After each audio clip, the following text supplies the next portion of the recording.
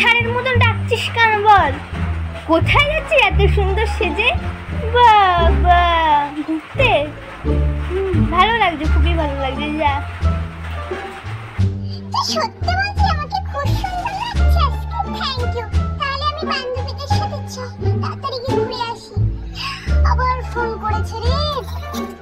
আরে রিসিভ কর। হ্যালো। হ্যাঁ রে, আসছি। হ্যাঁ।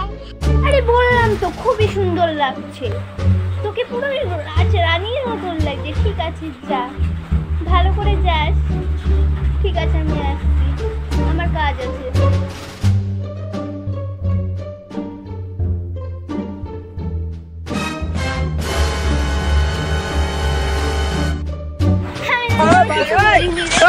মজা মজা।